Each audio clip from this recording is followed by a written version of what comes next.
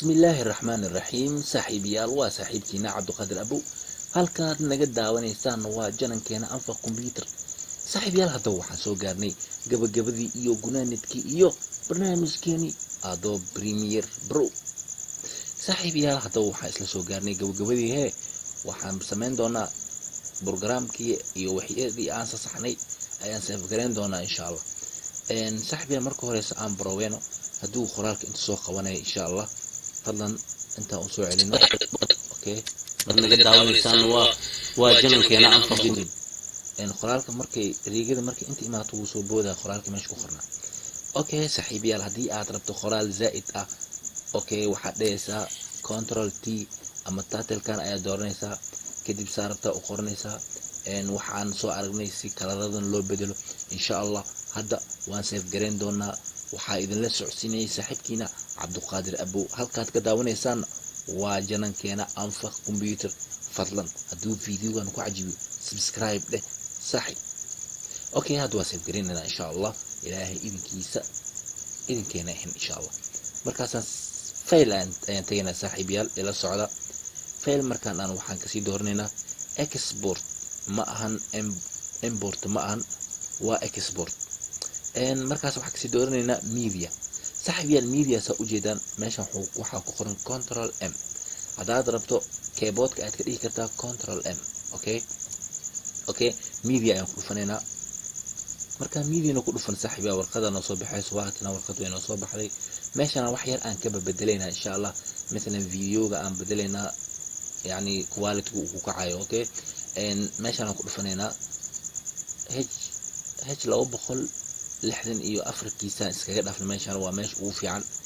okay meeshan aan ku dhufano saaxiibayaal. meeshan hadii aad rabto video ina YouTube ka geliso oo waji fiican uu ku soo baxo waxa dooranaysaa heebadku waxaad dooranaysaa y ama ya. okay doorashada ugu fiican waa meeshan 400 iyo 80 b. okay ku dhehaysaa ujeeda meeshan asaa ku soo qabanaa video wax yar oo isbedelay. okay hadana meeshan aan imaanayna wax yar aan ka bedeleynaa meeshan 3 dhibic halkiisa iska siinayna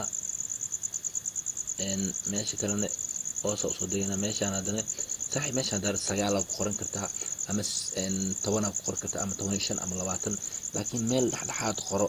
مثلا waxaan ku qoray 25 quality oo uu fiican markaas inta aan dhaha.